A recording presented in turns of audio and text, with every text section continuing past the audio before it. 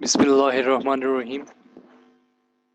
Today we are going to start lecture number 9. I am Danish Shehzad, subject mathematics, and we are studying our phase 2.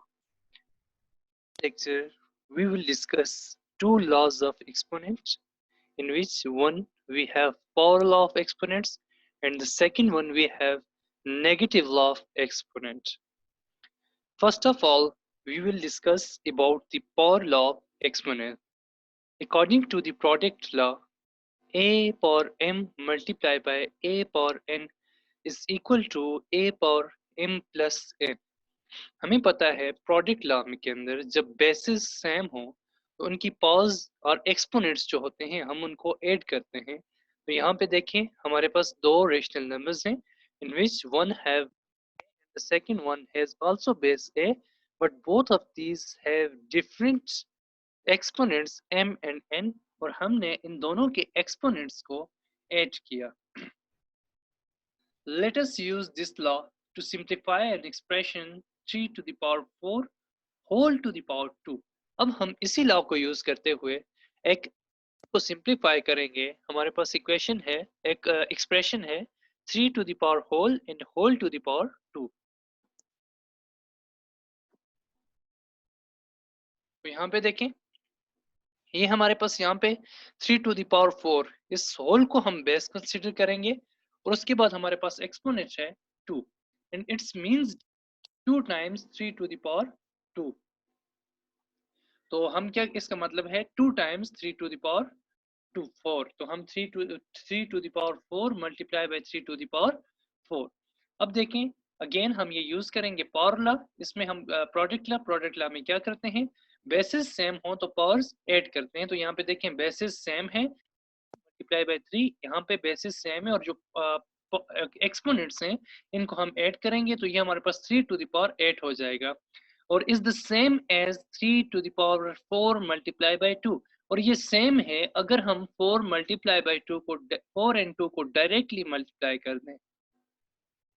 This from the above examples we can deduce hence the same when a new exponent equal to the product of two exponents, that is। अब देखें यहाँ पे क्या है कि base जो है वो सेम रहेगी जबकि आपके पास जो न्यू एक्सपोनेंट है वो इक्वल हो जाए प्रोडक्ट ऑफ टू एक्सपोनेंट्स के। देखें यहाँ पे a to the power m whole to the power n हो तो a power m multiply by n directly हो कर देंगे and a to the n इन दोनों एक्सपोनेंट्स का प्रोडक्ट आ जाएगा, बेस जो है वो सेम रहेगी। ये है हमारे पास पावर लॉ। अब हम मजीद इसकी कोई एक एग्जांपल सॉल्व करेंगे जो जिससे आपको क्लियर हो जाएगा। तो देखें यहाँ पे हमारे पास एक रेशनल नंबर है -1/2 whole to the power 7 and इसके बाद होल पावर हमारे पास क्या है 2। अब देखें यहाँ, अब यहाँ पे हमारे पास एक रेशनल नंबर है -1/2 होल पावर 7। अब इसमें हम इस सारे को बेस कंसीडर करेंगे -1/2 होल पावर 7 को और एक्सपोनेंट हम कंसीडर करेंगे 2 को। तो देखिए यहाँ पे इसका मतलब है -1/2 होल पावर 7 2 टाइम्स इसको मल्टीप्लाई करना है। तो हम 2 टाइम्स मल्टीप्लाई करेंगे, 2 टाइम्स मल्टीप्लाई करेंगे तो बेसिस सेम हो तो हमें पता है एक्सपोनेंट्स ऐड होते हैं, तो एक्सपोनेंट ऐड होंगे तो हमारे पास 7 + 7 and 7 + 7 is equal to 14 and we can directly perform this operation by multiplying 7 multiplied by 2 is equal to 14। अब सेकंड है हमारे पास नेगेटिव एक्सपोनेंट।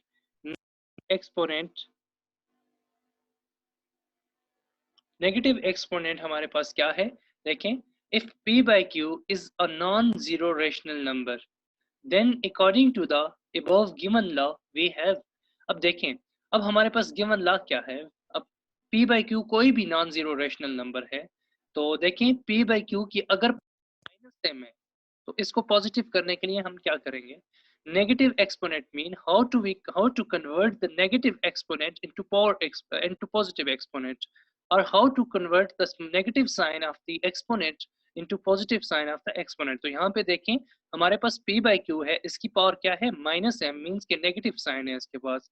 तो जब हम इसको रेशनल नंबर्स की फॉर्म लिखेंगे 1 divided by p by q whole to the power m, तो यहाँ पे हमारे पास क्या हो जाएगी, इसकी पावर पॉजिटिव हो जाएगी।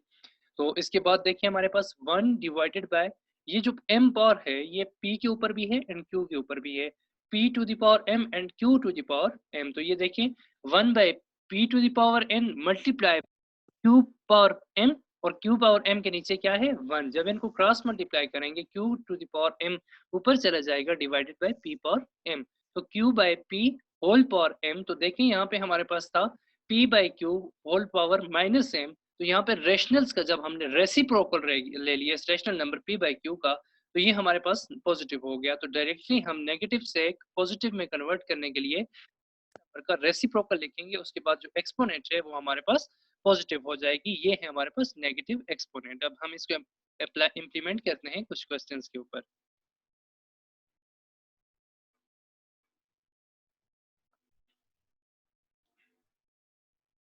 देखिए अब सबसे पहले हमारे पास क्वेश्चन है जो कि हमने प्रीवियस प्रोडक्ट लॉ पढ़ा है, पावर लॉ। तो पावर लॉ क्या है, देखिए 1/7 to the power 5 whole power 6। तो हमारे पास क्या है 1/7 पावर 6, हमें पता है a to the power whole power n is equal to a power n m n। ये हमारे पास पावर लॉ है। तो पावर लॉ की मदद से ये 5 और 6 को आपस में मल्टीप्लाई करेंगे, 1/7 to the power 5 multiply by 6, और ये हमारे पास इक्वल आएगा 1/7 होल टू द पावर 30। अब एक्सरसाइज 4.4 के हम कुछ क्वेश्चंस करेंगे। Question number 1, express the following as a single exponent. अब देखिए यहाँ पे हमें दो एक्सपोनेंट्स नजर आ रहे हैं, हमने इनको एक्सप्रेस करना है सिंगल एक्सपोनेंट्स की फॉर्म में। तो देखिए पहले हमारे पास 2 to the power 3 whole to the power 5। तो यहाँ पे देखिए हमारे पास दो एक्सपोनेंट्स हैं, दो पावर्स हैं, तो हम कौन सा लॉ यूज करेंगे, हम पावर लॉ यहाँ पे यूज करेंगे। तो देखें 2 to the power 3 power 5 is equal to 2 to the power 3 multiplied by 5, means 2 to the power 3 multiplied by 5 15। ये हमारे पास आ गया सिंगल एक्सपोनेंट की फॉर्म में।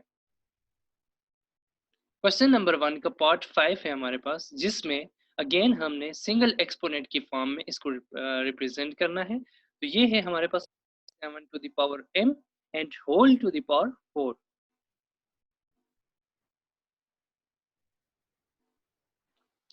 सॉल्यूशन क्या है हमारे पास, minus m to whole to the power 4 is equal to minus m to the power 7 multiply by 4। ये देखिए 7 multiply by 4। तो हमने पावर लॉ यहाँ पे यूज किया, डायरेक्ट एक्सपोनेंट्स को आपस में मल्टीप्लाई कर दिया, 7 4 28 minus m to the power 28। अब इसके बाद हमारे पास क्वेश्चन नंबर 2 है, जिसमें हम नेगेटिव एक्सपोनेंट्स को यूज करेंगे और नेगेटिव एक्सपोनेंट्स की मदद से हम कुछ क्वेश्चंस को सॉल्व करेंगे।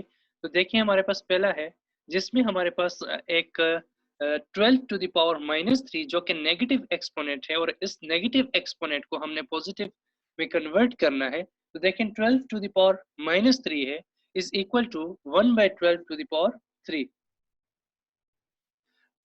1/12 टू द पावर 3, जब इसको हमने रेसिप्रोकल या रेशनल नंबर्स की फॉर्म में लिखा और हम 12 टू द पावर को डिनोमिनेटर में लेंगे, तो हमारे पास क्या होगा, देखें कि अगेन जो पावर है उसकी पॉजिटिव हो जाएगी। और फिर जब हमने 12 का रेसिप्रोकल लिया 1/12, एक्चुअली ये 3 की पावर 12 के ऊपर है एंड 1 की power 3 is always 1, so we can 1/13 to the power 3। तो यहाँ पे देखें 12 की पावर -3 थी, जबकि इसका रेसिप्रोकल लिया तो हमारे पास जो इसकी पावर है वो पॉजिटिव होगी।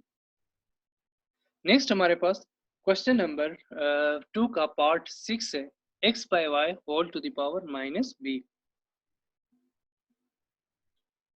अब देखें ये same p by q whole to power -m जहाँ जो हमने लिया था, ये हमारे पास x by y whole to the power -b। अब इसको हमने पॉजिटिव करना है, तो हम इसको क्या करेंगे 1 divided by x by y to the power b। अब देखें यहाँ पे 1 है divided by x power b y power b।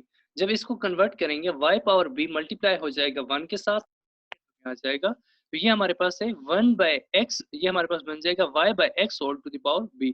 Simply हम क्या करेंगे x/y to the power -b को जब एक्सपोनेंट को पॉजिटिव करेंगे तो हम इसका रेसिप्रोकल लिखेंगे और ऊपर एक्सपोनेंट पॉजिटिव हो जाएगा। Thank you.